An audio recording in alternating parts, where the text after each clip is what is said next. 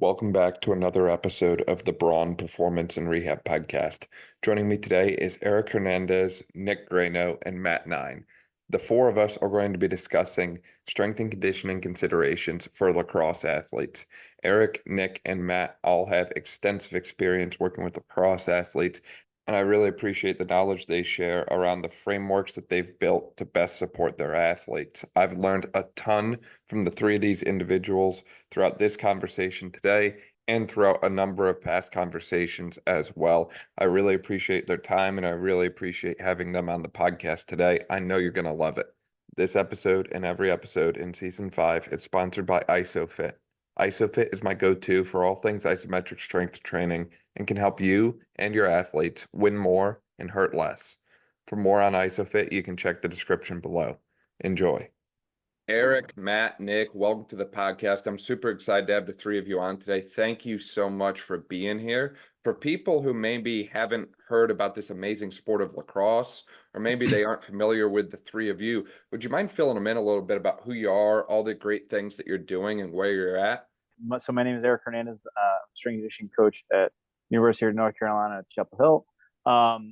I've been here for about 14 years. I've worked with our lacrosse programs for probably I don't even know, because I started as an intern, so you could say 13 years, and assisting with everything. But I trained the women for 8 years. 2022 was my last season with them. The men I've trained for the past 6 years or so, maybe 5. Can't remember the exact date that I took them over, but I helped with them before, prior to that. Lacrosse for me was, I'm from Illinois originally, so I didn't really know much about it. It wasn't big in the Midwest growing up. I played a little bit, but it was pickup lacrosse, so I wouldn't count that. I was just a couple players who'd like to hit people. So that was my first exposure to lacrosse. But once I got to the college setting and saw it, it was actually a pretty cool thing to play around with. I did internships in football before, so this was kind of the next best thing for me on this side, and so it's been a lot of fun, and I've learned a lot about the sport, and I've grown to love it a lot. Yeah, I'll hop in next. So Nick Greyno, I am at the University of Maryland, assistant strength and conditioning coach. I work with women's lacrosse and women's field hockey here at the university. This week actually marks my first calendar year here at the school. So newer face here, came in primarily to work with these two teams. In the past, a little bit about my background, I was a track and field athlete in college. From there, wanted to get back into football, went and started out an internship at University of South Carolina. And then kind of from there, I've been all over the country. So I've lived in, over the past 4 or 5 years, probably in 7, 8 different states. I went out to Colorado, came back to South Carolina, spent some time in North Carolina, Virginia, came up to Maryland again, went down to Florida. Previously, I was working with football at TCU for the past year and a half prior to coming to Maryland in Texas. And then this opportunity came up. And for me personally, it felt like an opportunity I couldn't turn down to come here and work with these two coaching staffs who I personally had a lot of respect for. Growing up in North Carolina, I played a little bit of lacrosse and paid attention to, again, how big it is here at this university, and just kind of, following it over the course of my collegiate career as well as kind of past that. So extremely grateful to be here for this opportunity. But yeah, no, been here for a year. Everything's been going awesome. And that's just a little bit about my background. Matt Nein, I'm the coordinator of sports performance at Salisbury University. I have just completed my 20th season here. I do work with both our men's and women's lacrosse team. Been very fortunate. I mean, I was a college athlete, a baseball guy, through and through, worked in professional baseball coming out of grad school. Ended up getting the job here at Salisbury and have basically fallen in love with lacrosse ever since then. For the past 20 years, I've had the opportunity to work with, I think, 13 national championship teams, which has been phenomenal on both the men's and women's side. And unfortunately, we just lost one this past weekend or 2 weekends ago on the women's side. Done some stuff with the NSCA, starting a special interest group for lacrosse a few years back, and now embarking with USA Lacrosse working with their boxes and sixes national team here beginning next week. Yeah, that's absolutely incredible. And I love the diverse background and experience that you all bring. Erik in Carolina, Nick in Maryland, and then Matt. I mean, I say Salisbury, but realistically, you've had such a broad global impact on the sport as a whole. And I really can't wait to dive into some of these different topics with you guys today as it relates to lacrosse. And one of the things I think we were talking earlier about this, actually, Matt, is it seems like lacrosse is blowing up as a sport and it's everywhere now, but we're still kind of catching up from a research standpoint on some of the different data on the field, from the data on the training side of things, and so on that way. And it's one of those things where I think we have a mismatch between what we know from a research standpoint and what we know just from a clinical standpoint and what you guys have been doing in the trenches over the past several years. So when it comes to a training side of things in particular, do you have any kind of general approaches or philosophies that you use in the weight room? What kind of things are you considering when you're putting together programs and structuring everything for your teams when it comes to that in-season component? And, you know, Matt, for you, since you work with both the men's and the women's, is there any difference in how you approach those two teams, or are you using the same thing? Just being with it with our teams for the past probably about 18 years, 19 years, something like that. A lot of the stuff that we were doing was really soccer based, right? There wasn't much research out there of anything. And like you said, still today, there still isn't a lot. It's a lot more than it's been. And I think it's really, progressive in that form where we're starting to see more research, more detail, especially with our technology, GPS, heart rate monitors that are starting to give us a little bit more definitive feedback in terms of what it looks like to be a college lacrosse athlete. But, for us, I mean, a lot of it comes down on ours in terms of program design is the KPIs, is what our coaches want from, we look at the 4 coactive model. What is their technical, what is their tactical components that need to be addressed. And then the physiological is where we come in and start meeting with our coaching staff to really understand what does it look like. What do we need them to be able to do, and what does the body size need to look like? And so it's relative to those aspects. I know, for us, I mean, we're looking at kids on our men's side with, we want 170 pounds of lean mass. Like that's our main focus. Again, some of the stuff we're taking from other strength coaches that we're learning and talking with. I think that's where most of our development really comes from, and what that looks like. And talking with Thomas Newman up at Yale and what they're doing, and how do we create some of those concepts. And so for us, on our men's side, if we're not there, that becomes our biggest focus, because they're going to struggle the most, especially as they start getting into their sophomore, junior year. We know they're not going to play a tremendous amount as a freshman, and so can we get there? Can we focus on that? And so that may adjust some of our programming where they are. They're in multiple groups, all doing different stuff. They're all in the weight room at the same time, but how in which it's programmed in terms of sets, reps, even sometimes exercise selection is very broken down based off of what parameters we're trying to attack from that, so nobody's on the same plan. Well, I guess they are in small groups in the same plan, because that's about what we're capable of doing. Would love to get it to the individualization part, but just being in charge of 23 programs here and only having graduate assistant staff to help me makes it, what we're capable of. As it relates to like the men and the women, there's obviously differences. Like the KPIs that we have are slightly different. We're not looking for 170 pound lean mass on the women's side of things here, but just understanding, what your attackers, your midfielders and defenders, what their main focuses are, is being able to get these midfielders to transition.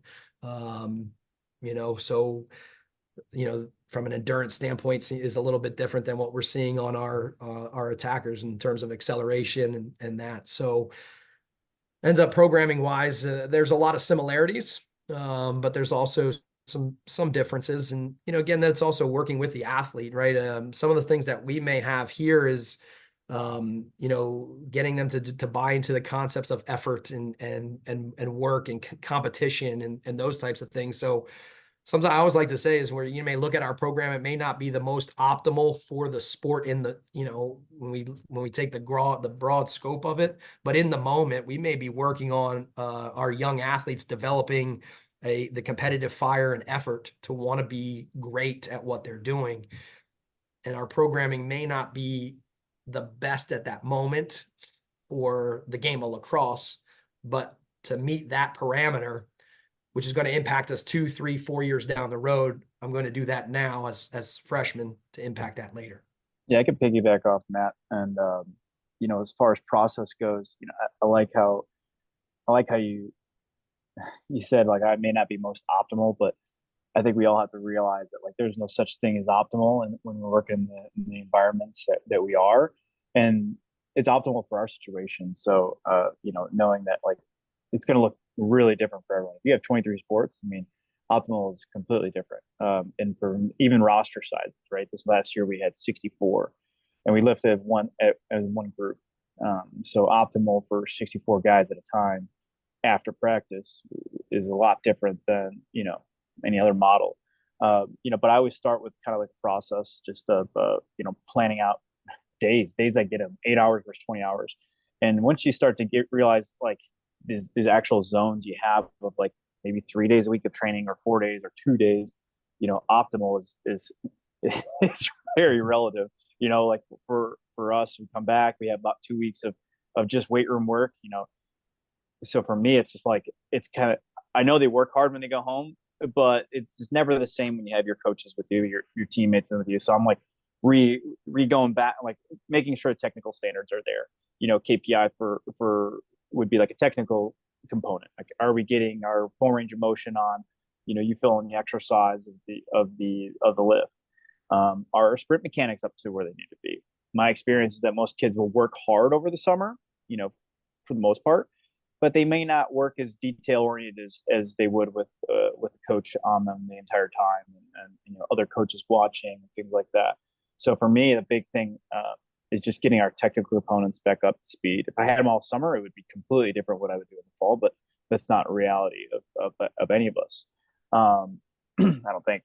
And so then from, like, once you realize these pockets you have, is just doing the best you can in each pocket, right? So for number one is, like, even though I want their technical standards and lifts to try to be going up in the first component, like first before fall ball, like speed and conditioning wise, how much in a small amount of time, how can I get them ready for the field? So that's a big priority for us, making sure we can tolerate a ton of accelerations, and start to work some footwork stuff in there, and conditioning's up to a good enough point. And the density of training in a week is important for us, because then they go into fall ball, which is now the density is so much higher than they've had since last spring. Then once we get into fall ball stuff, it's like a little bit harder. It's a little bit different than, like, the spring season, where we're thinking about, like, all right, how are we setting up this model for in spring? What type of intensity, and, like, what should we understand about lifting? What should we understand about how we still bring it in the weight room, even though we are now doing our technical thing? Because I think a lot of kids have the mentality of, like, all right, once we get into technical, or once we start practicing, the lifts change. Like, no, we need to keep it going, especially since the windows we have are so different. And then it's kind of a give and take of, like, coaches, like, getting as much feedback from the coaches where they're at, technically, tactically, where they want to take, like, the second half of that fall. And then I try to plan around that. Like, I kind of set it out in general what I want to do, but I know that there might be an emphasis change based off of kind of how the fall goes. But the general structure is there. And I think for me, a big thing I've changed my mindset was, how can I progress them from when they get back on campus to when they leave campus in the fall, and the totality of the work, more so than just, like, these interspersions, like, oh, we need to get up to this, we need to get this. Like, being able to be more patient has really helped me with planning, and just being like, all right, well, this may be where we start. We don't have to rush anything, because we're going to work all the way until you leave, and then here's the at-home program, and here's when you get back on campus. So planning, that's how the process is going along. I know a little bit of a tangent on that, but it's never optimal. Just know your constraints first, and then just trying to work together with your coaching staff, because the coaching staffs are going to really dictate, where you take your program. And I think that's the fun part of it. You get the challenge from the coach, like, here's what we're looking for. Here's some constraints that you may have. and then, here's your time. And then then you got to get creative. So once the constraints are there and generally what you're supposed to do, then it's just finding what's optimal for your group, what you can coach in that amount of time, and everything. Yeah, and I'll kind of piggyback off of both you guys. And I think it, like, with what you just hit, Eric, when in response to like doing what's optimal for your specific situation, which for all three of us, I'm sure is very different and different for anybody working with any team, depending on, again, like everything down to the relationship you have with your coaching staff or the actual time that you do get in these different periods. And I'll go into a little bit like with what our kind of, I guess, my layout looks like with the priorities for our off season. I kind of look at our off season based off of 3 different chunks of time. So my first chunk of time is like kind of like that first initial 8-hour block. Typically that's split between, I sometimes last season, a little bit in our off season time, would get a little bit more time than they even got in practice during that time period, just because everything that they were doing was so general. And I was able to get a little bit more specific with some of our training. So first chunk is like that first little 8 hours.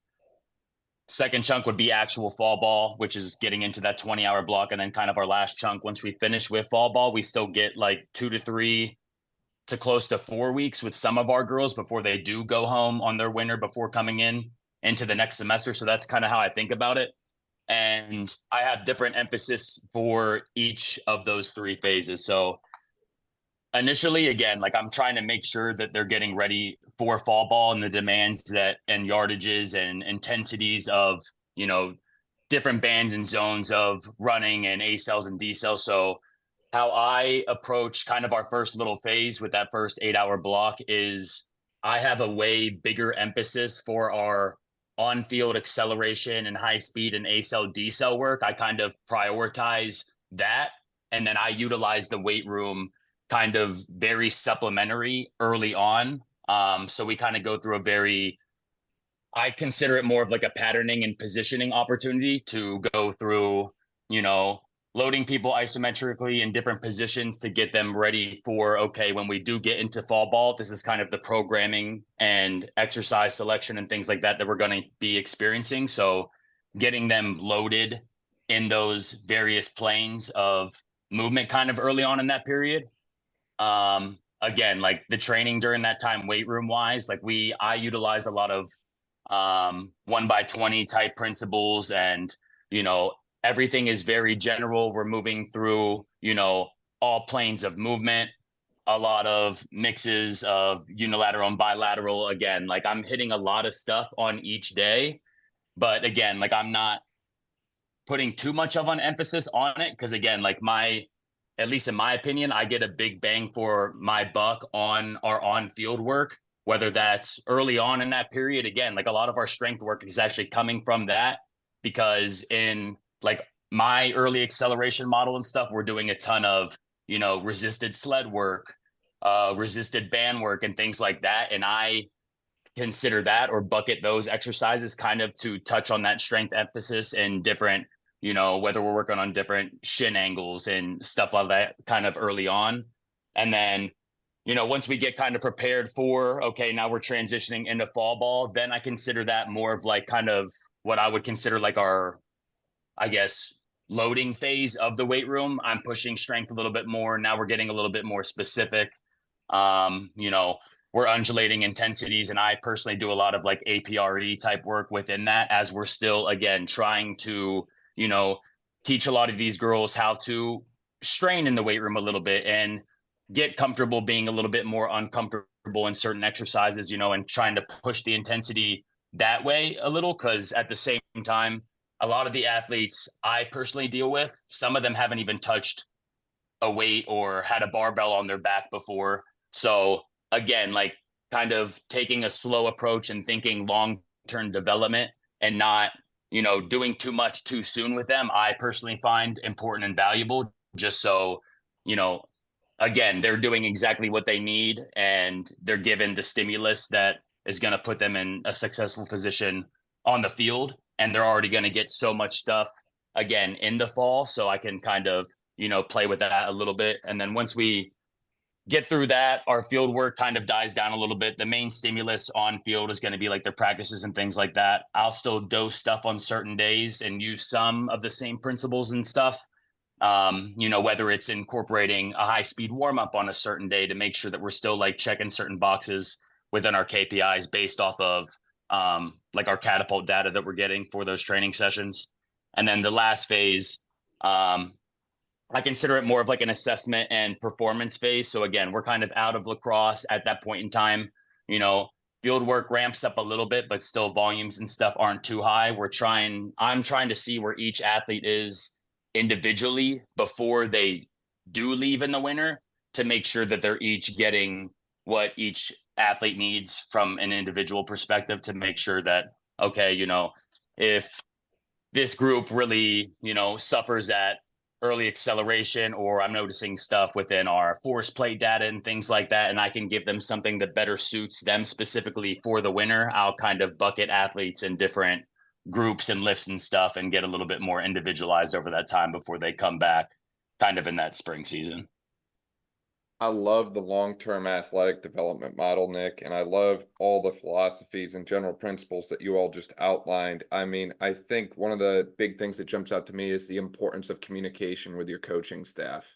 I talk about this all the time in relation to physical therapy, but I think the same is true in the strength and conditioning world.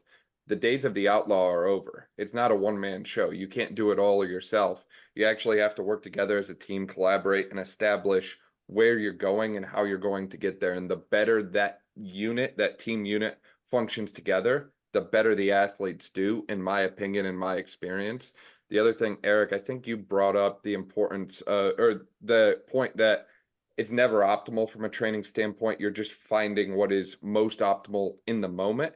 And you also mentioned that, when the athletes go home, they work hard, but it's not the same as when you're there from a coach's eye, from a cueing and so on that way.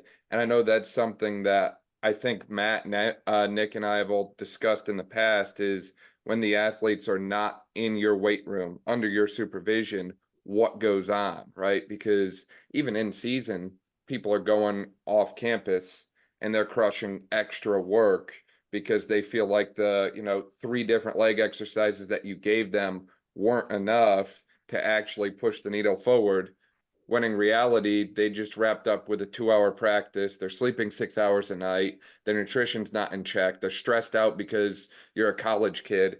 And there's this giant ripple effect, for lack of a better way to put it, in place where that extra work ends up hindering performance more often than not. So how do you go about, in your experience, accounting for all the things that go on outside of the weight room, whether that's in season, off season? How do you control all of that? And, I've said the term off season there, but, in lacrosse, I really have to argue, is there even off season in the sport anymore?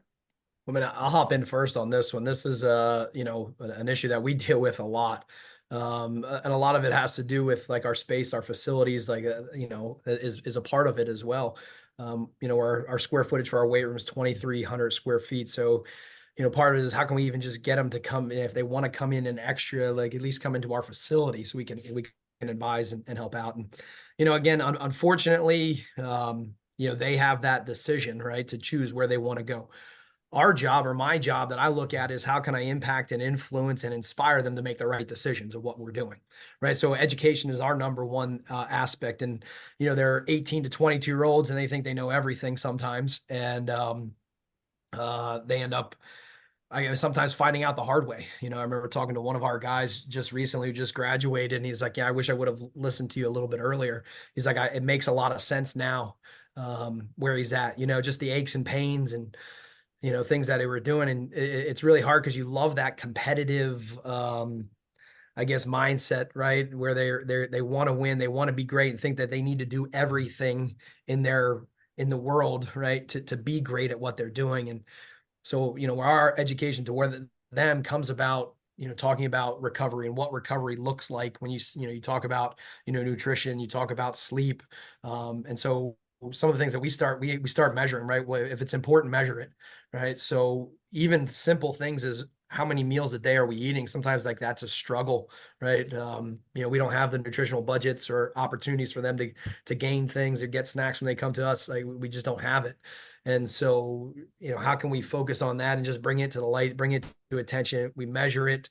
Are we eating just breakfast, lunch, and dinner and snack before a training session if we lift at 4 o'clock in the evening, in the off season? So, those are the hardest. And then again, continuing into the in season and at that point, especially having them, being their in season in the spring, it really gives us the opportunity to be fully vested into those concepts. And so we don't have to assess them anymore because they start to see the benefits from it. It's showing the tiny gains in growth and so forth. When we were sleeping 6 hours versus, 8, 9 hours, we're taking verts on a regular weekly basis, if not every training session, giving them the option to hop on it just to see. And we start being able to put things together and say, okay, well, you're sleeping 5 hours, your nutrition, you're eating, 1 to 2 meals a day before you're coming to our training session.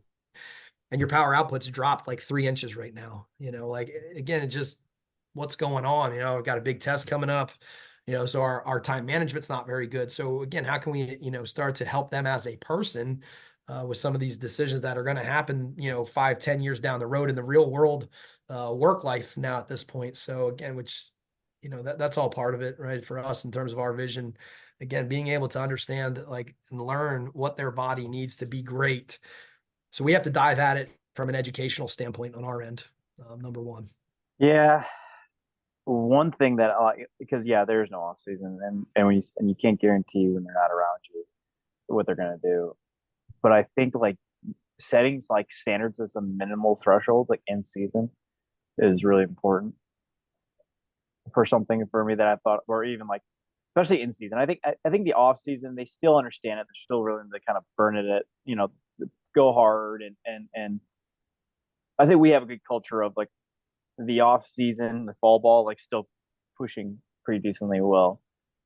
But I think the in season, really communicating like the minimal thresholds was an important one for me. Like you need, like literally, it's like sets. Like all right, you need to hit one set, 80 to 85%. Like I need that one every single week in the squat. And like once you kind of like boiled down the standards, you both felt like you're accomplishing something. Like, all right, at least I got one set that was like decently heavy, stimulating on them. And then they felt like, oh, you weren't trying to, wax them in season. So like finding these little things in each in season thing was important for me. That's a big thing for me. Like, we all agree, like there's so much to manage. So trying to find whatever like standards and like little victories you can try to keep an eye on, whether it's body weight, like trying to keep it within, a range so you don't have a drop off in the season, whether it's the, percentage mark you want to see them in the season, whether it's setting up testing so that you do see improvements. Because I think that's a tough, and this is a little caveat, but like testing, I love, but it is hard to always to retest and not have a better outcome, because the first reaction is you didn't do your job. The reality is like you're not always going to retest better, even if training is getting better, right? Because there is this no off season thing, right? So there's because you can't do a test like, all right, well, let's compare the fatigue that you have built up from the entire fall. So when we do our retest, I'm like, all right, well, let's make sure we're doing a retest that's going to be very actionable, or that's going to like be black and white for them. Okay, you got better. So no one can negate that, right? And if it's a best 10-yard sprint at the end of fall, unfortunately, I haven't done a great job of that because, it's a long fall and it's not always the best 10-yard sprint at the end of the season. But also part of that's because I don't test enough. I think if I tested more, I could probably find some more, some trends with the sprint. But it's hard to fit those in once you get rolling and with everything that's going on. So, being realistic on what you can retest, I think is important so that you can get these opportunities to show them that they are getting better, whether they're in season, off season, or whatever it is, that all throughout the year from Memorial Day weekend to the next Memorial Day weekend, that's what you're looking at. You're not just looking at the week. Yeah. And to kind of piggyback off of what Matt was even saying, like I think the at least for me, the education component is what I have found to be the most valuable component in anything that I do, especially with this women's team here, of just, again, understanding and giving, my athletes the information that they need to, fully grasp that, everything that we are implementing or I'm implementing with you guys is to make sure that I am, one, healthy and safe in my sport, and two, going to play the sport at the highest capacity possible. I communicate that a lot, and that's where, everything that I personally implement kind of stems from, and just understanding, what we're doing, why we're doing it, and then how we need to do it and the level that we need to do it at to make sure that we're getting as much from our training as possible. Because, a lot of the athletes that I deal with don't, in the past haven't found the weight room and all of that stuff to be very valuable. Some of them don't understand why they would do it. You have some people who, don't want to get too bulky or, have it, impede their on-field performance and all this stuff, or have a very negative view on, speed training and or conditioning. And it's like, when you hear conditioning, everybody's freaking out and gets anxious, and now you're creating another stressor in that, when it's something that they view isn't going to necessarily benefit them. So it's like being able to communicate everything that we are doing and implementing to make sure that, you have their best interest at heart, I think is extremely important, and something I found valuable, in building trust with these athletes. And then kind of once you're able to relay and frame the information kind of in the right way, I think you get, you start to see the effort level and the buy-in kind of flourish a little bit. And then you're really able to kind of assess and attack what you need to do a little bit at a higher level. Dan, I would also say one of the things I think that, kind of goes on with both of what they're saying is, like you said, it's not a seasonal, we're training all year long, playing all year long now. More so than we've ever done before, even on our end, practice days and so forth. The concept of feel is being able to read the room, read the data, and really put it all together. That's kind of like the biggest, where, hey, like, yeah, we're just struggling, but reading the room almost before they even get to the room, knowing what's going on, where they're at, and how that taking it, and like kind of what Erik said is, hey, that one set that, that's enough to get me to next week. And then maybe next week we'll feel a little bit better that I can push 2-3, right? Whether that's, in your in season or even in the off season, whatever that may be considered at that point, right? I mean, we're literally playing all year long. And so it's really having the concept of feel. And I think for me, like working in baseball, when you're playing 100+ games a year, right? Like you've got to really dive into that. And one person may feel great and another person feels awful. And, making the individual adjustments and adaptations just in that for them individual might have to be made. And so really having that from a coaching standpoint is being able to understand, read the room, read the data, and put it all together to create the best optimal, again, decision at that point. You mentioned having the ability to read the data there, Matt, and you mentioned that you use the jump mats. Nick mentioned earlier that he uses force plates and catapult and so on that way. How do you go about implementing the objective measures, the data, the quote unquote sports science, for lack of a better way to put it, into what you're doing from a strength and conditioning standpoint? And is this something that you've kind of, again, some of the research in this sport is still catching up, in my opinion. So is this something that you kind of had to write the book on yourself and create all your own spreadsheets and data that way? Or is this something that you're kind of like building your own repertoire on from another sport, like data we have from soccer, data we have from football, or something along those lines? I would love to see what Nick's got, and Erik. We don't have any technology, so I'd love to kind of hear what you guys have to say, and then I'll chime in after that with what we do. But yeah, I'll touch on it first. So when I came in, women's lacrosse actually wasn't utilizing any sort of GPS or player monitoring before, like in the past, let's say 4 to 5 years. I know in the past, the coaching staff had tried to, utilize it a little bit, and they didn't find very much value in it. So they kind of went away from it. So that's something that we had just brought back this season when I had come in. So this year, although we used the data to make some minor adjustments and give recommendations, on certain practices, whether it was a game day -3, 2, or 1, or to make sure that we're checking certain boxes in season. For example, if I have a group of girls who, if you're only relying on, how our practices are set up and things like that, they're structured a very certain way once we get to a certain point of in season. So for example, if you're relying on, let's say, a KPI you deem important is going to be making sure that you're checking yardage from, a high speed running perspective or like true sprint distance, and you're only relying on games to be able to get that kind of stimulus.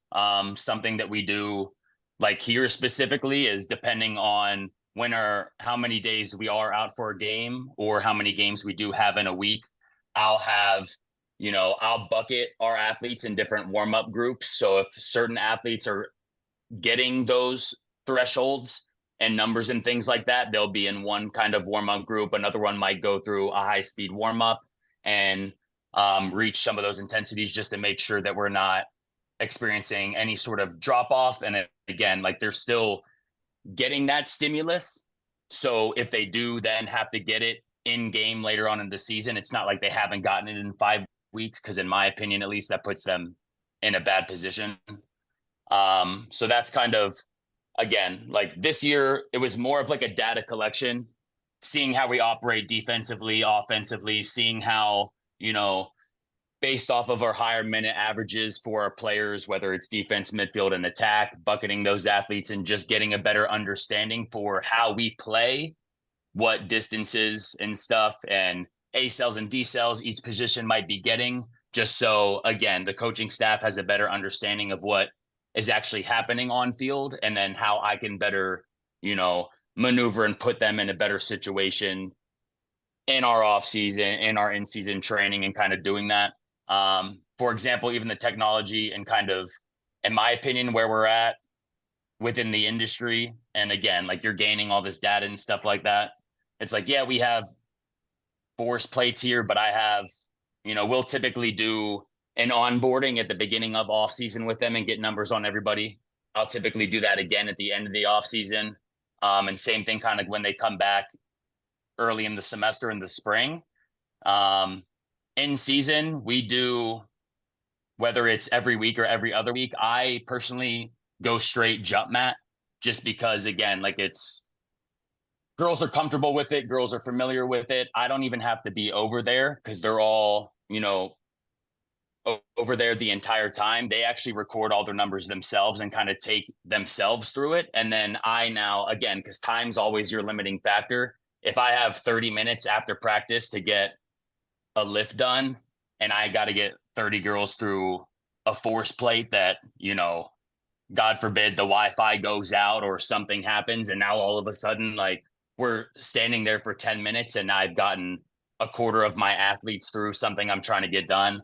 I personally find more value in the jump mat, whether it's, as accurate as a force plate or not.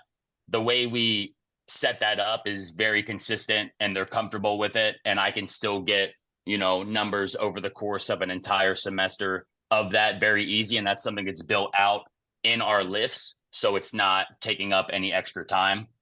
But that's kind of how, technology wise, I think some people get a little excited when,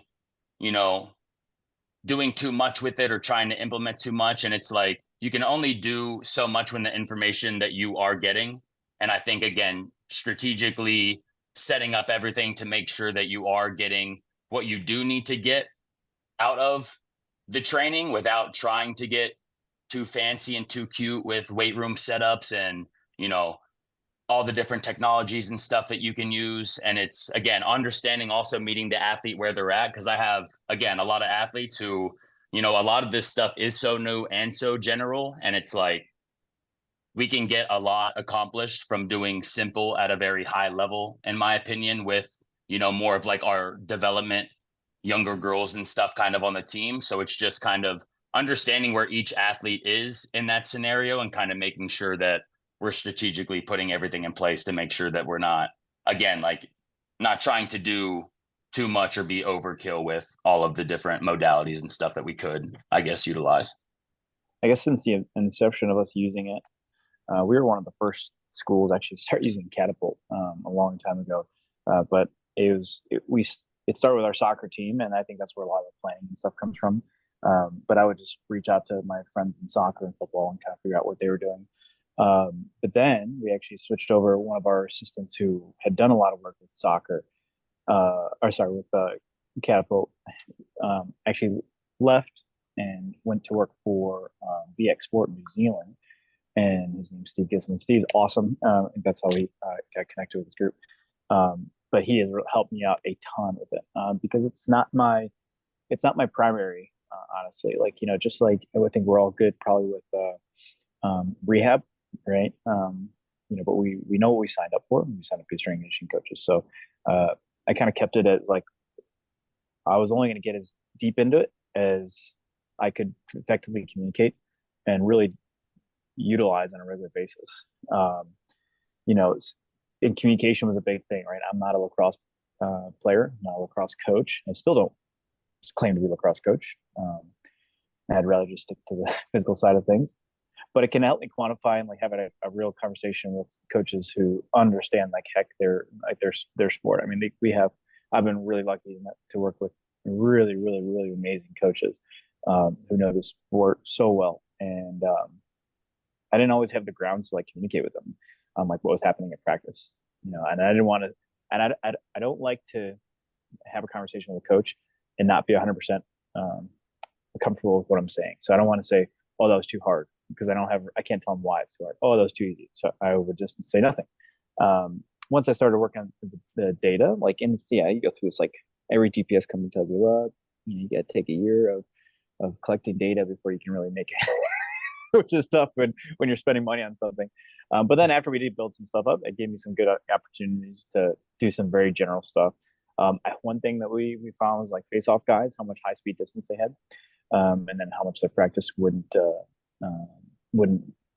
replicate that, right, for Saturdays, right? So we had to kind of adjust, and this is stuff like if you're really in tune to it or you're at every practice, like it's you can see it, but I'm not there every practice. Like it's not going to be able for me to be able to just like, oh yeah, this is what I'm watching these guys on the weekend and I'm watching these guys in practice. Like, no, they need to have these more space. Like it was crazy with the amount of speed that a couple of our guys were having, and their hamstrings would be cramping at the end of every game. And we're like, yeah, we probably need to like be more specific with their speed and conditioning work during the week. So that was cool. That was one thing that was a takeaway, from the GPS. The other thing was like, coaches had always, when you look at this at the game, my middies need to be able to do everything. They need to be able to coach the program. They need to be able to run from back and forth, score, stop the ball, score again, all within, unrealistic time constraints, right? And then we started looking at the data, and you'd be like, well, actually your defenders are probably doing more on the field than your middies. And even your attack are sometimes doing more than the middies. Mm-hmm. So like, and it for me ended up being like this, everyone has like the 80-20 rule, right? But basically like I after looking at so much of this, my eyes started blurring. I'm like, they all need the same stuff.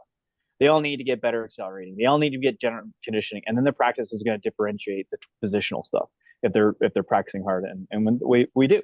So it kind of made my life a little bit easier when I was like, oh, actually our middies aren't doing anything that much crazier. So if I can keep this a little more general and get them better at these things, and then their practice will differentiate and individualize, I think we'll actually be okay. But I had that data in front of me to actually comfortably say that to the coach, as opposed to just being like, because when I looked at it too, I'm like, yeah, middies sometimes do a lot. Those are a couple of things that really some takeaways. The other ones, like some drills, sometimes like not realizing how fast the new drill is, and when you do it over and over again, like, okay, actually, we had the tight hamstrings the day after that drill. Maybe we need to just space it out throughout the week. So if there's something that is, if you're not sure why it's happening, it can kind of validate a little bit of that.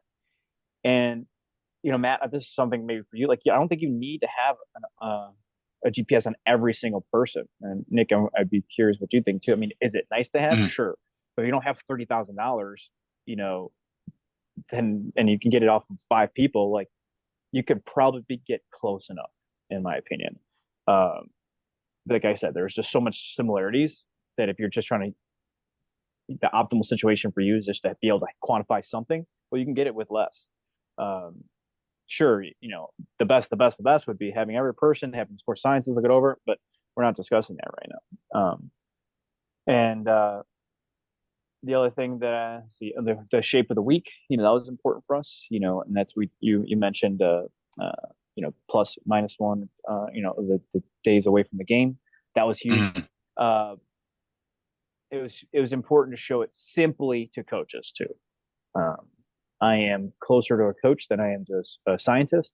So me being able to see like colors and graphs, whenever Steve would talk to me, I'm like, yeah, that makes sense. I'm like, can you make it in like a graph that I can just look at and just see like this or this? But then when I brought to the coaches, like, they'd be the same thing. They'd be like, oh yeah, okay, well, so this one, so like it was easy for me to like be the dumb person in the room and say, I need the graph like the simplest as possible. And so then over the course of 4 different coaches that people that I've worked with, I have like, the report says the same thing like 3 different ways. One coach likes to see the distance, one coach likes to see every drill, and one coach likes to see I forgot what it was like, just like the bar, like did we hit it or do we not? So it's learning. It goes back to communication. It's like I literally just tailor the report to whatever they can comprehend, not necessarily like all the data available to us. And then I do like we just started using force decks with Evolved, the force plates. And I've been wanting to use those for a while. And I think, Nick, you probably agree with me. It's really good for quantifying or kind of getting an idea of strength values for especially female athletes. Where you're not going to like, okay, I'm not going to max you out right now for multiple reasons. But you can monitor the strength over time with it safely. Whether it's mid-thigh pulls, whether it's the jumps or whatever. And we do the same thing. We're just like, all right, go run the test by yourself while I'm doing it, while the training session's going on. And then we utilized it also for, a safe way to track weights. So there are a lot of things around like, tracking weights where we don't want to put, data out there or it's a sensitive subject, but we can have it set up so it's safely visible from our medical staff, so we can just keep an eye on something if it's going a certain way. So I think there's a lot of value to those ones, in my opinion, for athlete safety. So for us, like I said, we don't have any GPS, don't have the funding to be able to do it. So again, there's value in data though, right? So we need to look and analyze and see what can we do. So we started diving into the RPE, looking at rate of perceived exertion, and finding some of the studies that are out there on it and being a viable option for us, and getting that data. So in season for us, we get rate of perceived exertion every day.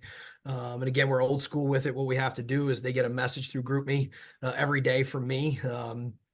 Right as practice is ending, it comes out, and then they're filling it in, getting the data to us. And some other things that we're getting in there is we also put sleep in there, and then we look at areas of fatigue. And so that way they can classify, there are 2 prime areas that they would have that are fatigued. That gives us a better idea, kind of like what Erik was saying about, well, if this drill here, this practice activity was super high, we may see, 25 of our 30 are listing, hamstrings as being a prime or secondary area of fatigue. And we can communicate with our coaching staff saying, hey, like, what did we do yesterday, that would have created this issue? And what do we need to do? Let's not put that maybe again, like the day before a game, even if it is on a smaller scale of intensity and so forth. So, utilizing the RPE gives us the opportunity then to get our session RPE. We can start getting acute chronics, freshness strain, weekly workloads. And so a lot of what we're trying to do then is be proactive in our weekly workloads and really stay within a 15% range, positive or negative, as best as we possibly can from a coaching staff. So I'll run models looking out at the week, again, going back into the -1, -2, -3 range and seeing where are we at, like what are we capable, based off of that. Some of the everything for us is done through Excel. So my Excel game is on point, the equation game, because you have to figure it out, right? We take like a whole summer, maximize this thing out so that when we just type the data in, it really just formulates everything for me, makes it so much easier. We're looking to see kind of, what our progressions are like, where are we at, how are we feeling, putting all that into context then.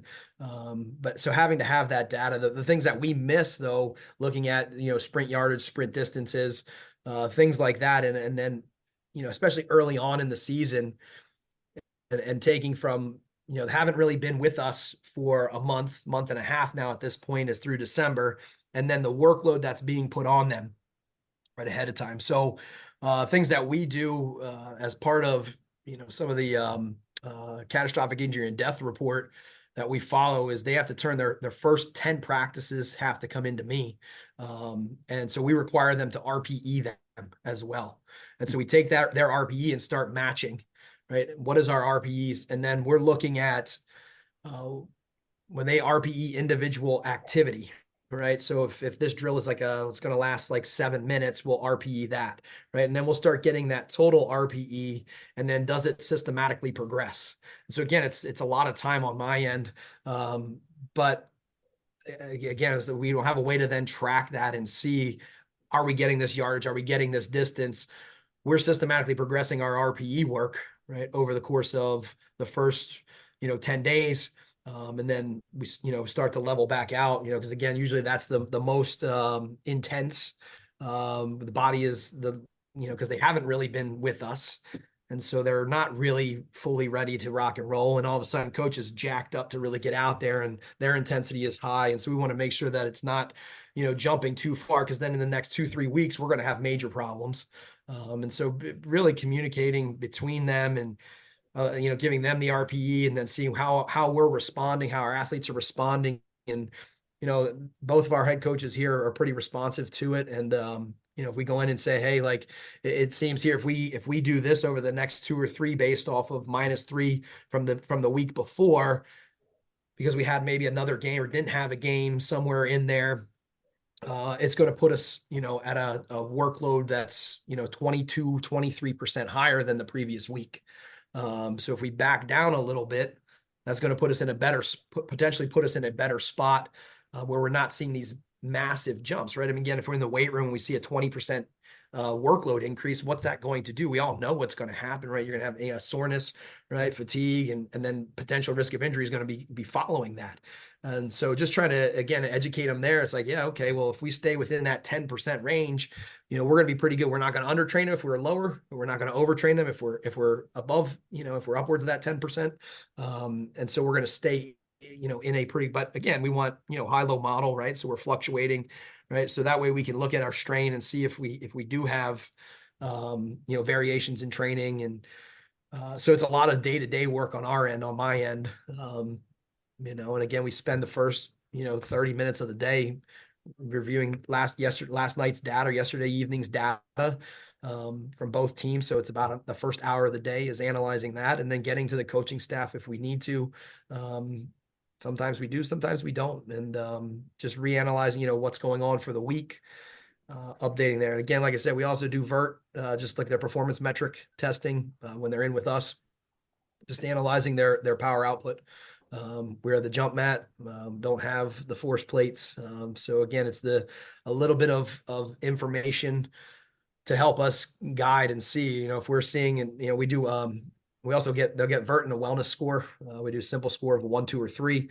It's very similar to an RPE. It's a modified RPE concept because nobody knows what a 7 is anyway, if you look at the scale, right? So how's an athlete supposed to know? Like, they have no clue, right? So it's easier just to group it in a 1, 2, 3 red, yellow, green concept. And so it's, again, like in the moment, how are you feeling right now, right? Most of the time they'll come right from practice. And they'll come in training session. Well, how are we feeling right now? And then what's your performance metric looking like, right? If you're hitting, we have your 90 on our document, we have your vert max, right? And your 90. And so if we're seeing stuff where we're dropping below 90, and you're feeling like a 3, man, I'm not feeling really good, and I'm hitting maybe at 85% of my max power output, right? That's going to help us with some of the decisions that we make in the weight room there. again, it goes back to kind of what we've talked about before of having options available for them to make those adjustments live in that moment. So. Sounds like a company needs to sponsor you because you're doing a great job with having nothing. So anybody you'd be wants a good to, sponsor. Yeah, seriously. Yeah. Well, here's the thing though, right? There's different companies that are out there, but what we've been able to find is they don't do it. They don't do every little thing that we're looking for, right? Where we're talking about RPEs, but then we have no metrics that are coming from it. Right. So I'm not getting, acute chronic, freshness, strain, weekly workloads. I'm like, well, what's the point then? Like, I'm just getting I still have to go and do everything. It's like, well, why am I going to spend $1,000, a year for that? And if I could do it myself, man, I'd be all over it. I just need a techie to come hop in here and again, on that end, it's just something that, from a financial standpoint, like you said, we don't have that ability. Some of our teams are starting to dive into tech's improving, I think, a little bit as well. And, even, some of our groups are starting to use, they've got an accelerometer, heart rate and accelerometer in there. And obviously the accelerometer is not going to be optimal, but it starts to give us a little bit of data. And so we're working with a group right now on our field hockey side and women's soccer. And so we're able to see some heart rate data. But we're also able to see some accelerometer data, which it's okay, right? It's not the best, right? It's not the GPS, but when it's comparing apples to apples in terms of accelerometer data to accelerometer data per person, it's a little bit better on that end. So should be interesting how it goes. Touching on that, and like whether it's the importance, if you deem all of the GPS stuff important or necessary. And I mean, I don't think it takes, at least in my opinion, like if we're talking like time of drills, time of practice, and understanding again how dense a practice was, I don't think it takes a rocket scientist to figure out that if we had an extremely dense 2-hour practice, that's going to be more intense than an hour practice. Or if we're talking about like drill selection and things like that and the size of the field, like if we're doing, let's pretend a drill and we're doing a bunch of transition work from the 50, working in on 2v1s and 3v2s, like the speeds are going to be higher within drills like that compared to small space. Maybe I'm just working 25 by 25 and 7v7 type stuff, and you're working a ton of substitutions and you're doing a ton of teaching and stuff in that time frame, and understanding that, okay, well, based off of that practice, obviously it's not as dense player load and player per minute based off of today's practice. Like I could use my eyes and see that it's not going to be as intense, and just again, like understanding that, depending on the size of the field, depending on how long we are practicing and all of that stuff. I mean, yeah, you can use the GPS will tell you that, but at the same time, like I don't need a GPS to tell me, like if I just walked out there and looked at 2 different practices, you can still gauge at the end of the day what is going to be more intense depending on, again, time and distance involved and all of that type of stuff, I think, at least. A quick question, Nick and Eric, do you guys, using it, incorporate warm-ups in terms of workload into the warm-up in there? I was talking with a strength coach the other day, this is a few weeks ago, and we were talking about their workload scores, and they were looking at their workload scores in a game, but they weren't including their warm-up in it. And so then they were looking at the workloads. We ended up looking at workloads during the week at practice sessions. And what we ended up finding was that, or he ended up finding was that the workloads that they were attaining through practice, and that included from the start of the session to the end of the session, which included the warm-ups, ended up being, I think it was like 300 or 400 points higher, 300, 400 points lower than what they were finding on the game when he added the warm-ups into it. And so they were never reaching that total workload in their practice sessions ever. Interesting. Yeah. And it was just interesting where it just wasn't being included. I want to see kind of like you guys include that. And, have you guys done anything as it relates to practice or warm up and workload that's being implemented in the warm up or decreasing the warm up or whatever it may be? It's just something I've always been interested in. So I'll go ahead real quick. They didn't include their warm up in their workload, or they did. So they're comparing warm up and practice versus just game. Game. Is that what they're okay? Yeah. And so they were missing the warm-up part of the game in that workload. Right. So Which you especially added for that game, in, when you added that in, it was like 300 to 400 points in the total, right? 300 to 400 points higher than what they ever were attaining in practice. Yeah. Okay. So the game, because they were thinking game as start of the whistle, right, to the half, right? Start of the whistle to the end of the game, not the extra stuff. And again, and why I say is a lot of times what we see is, on practice days, warm up is 15 minutes, we're done and gone. And then on game day, we're out 45 minutes ahead of time, right? And so what is that total added workload that's being attained on game day? And is that impacting? And so what we're looking at was that, well, it was ended up being like 300 points higher on their workloads. Yeah. And if we're never attaining that in practice, is that creating, are we not prepared as it gets into that fourth quarter? We were great for 3, but what about 4 if we've never had that long duration of work? It was just interesting stuff. I don't know. Yeah, I'll go first just because mine's super simple. It's easier just to start at the beginning and turn it off at the end. So we always included it, not any other reason, just like there's too much opportunity for somebody to mess it up if I'm like, trying to shave too much. Yeah. Yeah. And I'll touch on it too. So, again, you start when you go back to, if you have it, if you don't, I think time and what you're implementing, again, all teams are so different with how long the actual warm-up portion is, whether it's, 10, 15, 20 minutes, and then they go do all of their actual pre-game warm-up type of stuff and the different drills that you are including and what you're actually seeing in each of those different aspects.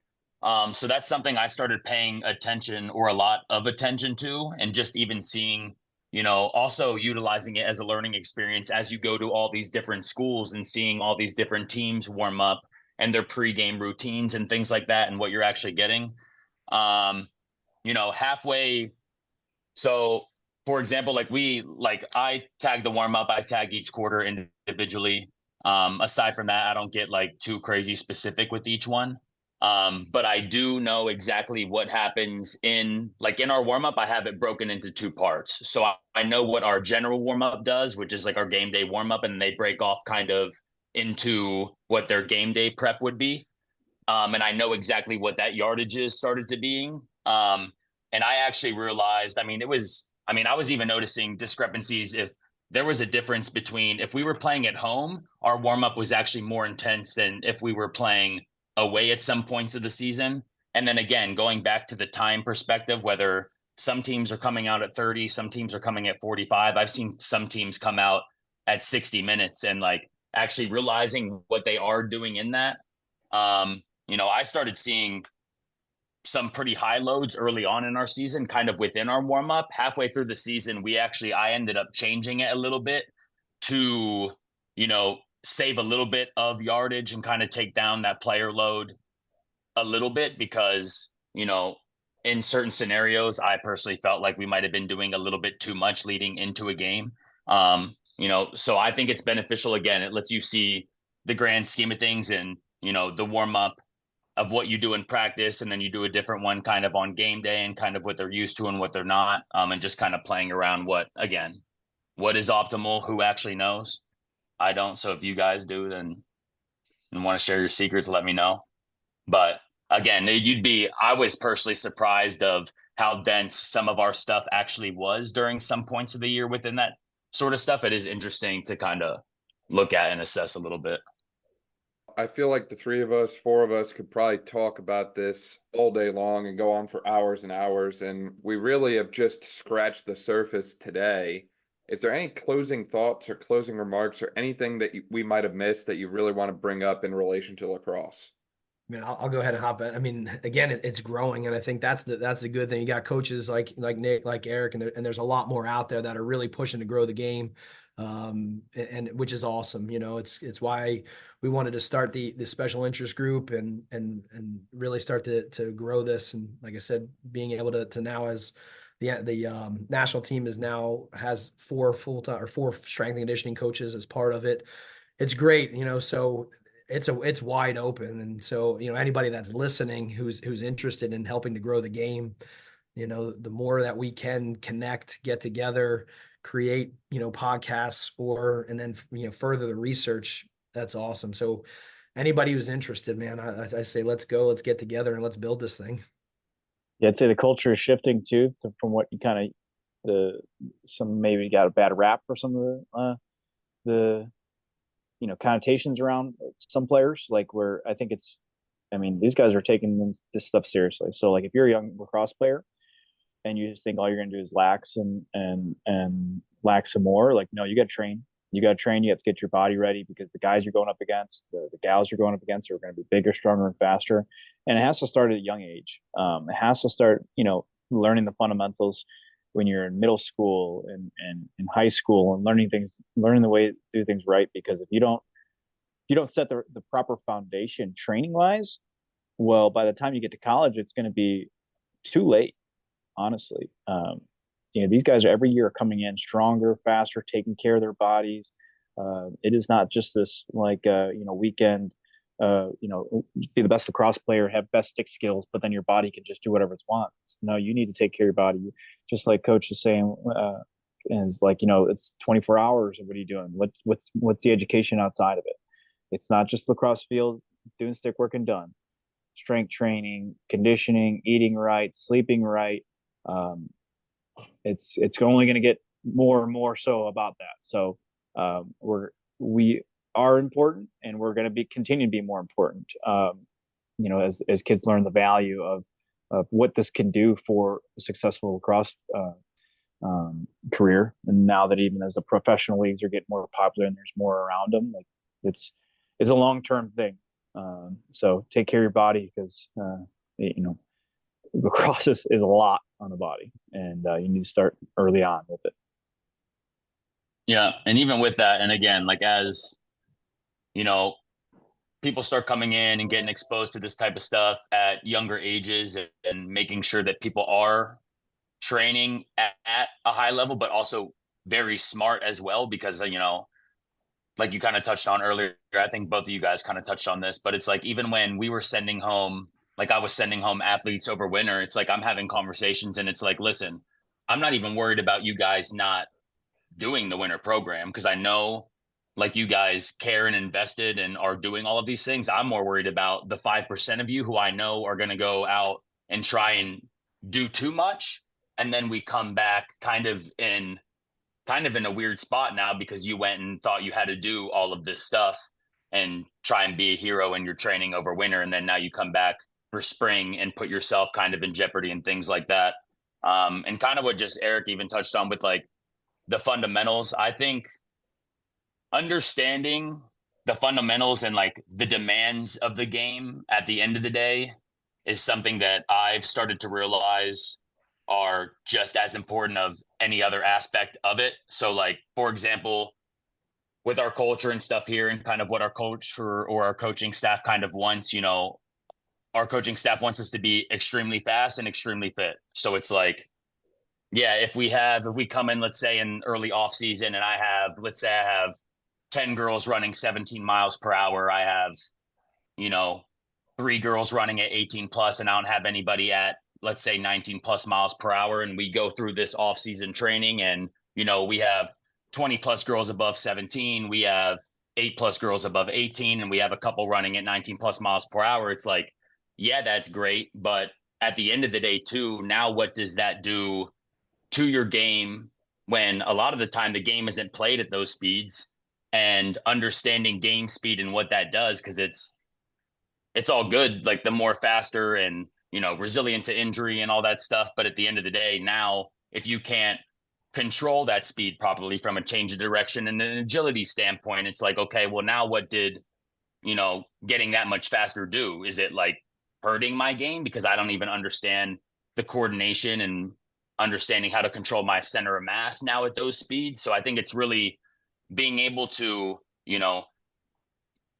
always be like a student of the game. And, obviously, like we're all trying to check certain KPIs and improve performance and all this stuff. But in my opinion, it goes far past that, because at the end of the day, like if all I do is, check 3 boxes and think I did my job, but we're not playing at a higher level, I feel like I'm doing a disservice to everybody who's involved kind of collectively in the organization. So it's like really making sure that you are looking at it holistically and understanding what you're doing and, you know, trying to put your athletes in the best position possible to be successful on field at the end of the day is the most important thing. People who want to find out more about the three of you, where can they find you at? Instagram or Twitter? Or, you know, Matt, you look more like the MySpace generation. Funny one there, right? MySpace was sweet. It was pretty good, actually. Had some good music on there. Yeah, Instagram, Facebook. I don't do as much on Twitter. Couldn't tell you what my handle is. Coach Nein, maybe, something like that. Just search it out. Emails on the Salisbury Athletics webpage, manein@salisbury.edu. Again, just shoot me an email. I'll get back to you. So love to chat though. Same thing for me. I probably use, I guess all of the above. I probably use Instagram a little bit more than others. You can find me at Greyno Strength on Instagram, or again, if you go through our directory and find us on, you know, the University of Maryland webpage, shoot me an email, ngreyno@umd.edu. I do my best to connect with as much as people as possible. And, you know, I'm always wanting to talk shop and learn from other people because at the end of the day, like, I don't think I have it all figured out. So I'm always trying to learn, connect, continue to push the sport and industry forward. And I'm always willing to talk shop with anybody. So, yep, you can just find me on Instagram, Hernandez Strength, or shoot me an email. That's awesome. We'll link to all that in the description below. That way, if you didn't quite catch those, you can just click there. Guys, I really appreciate your time today and for everything you're doing to advance the sport and the profession. Thank you so much. Thank you. Appreciate it.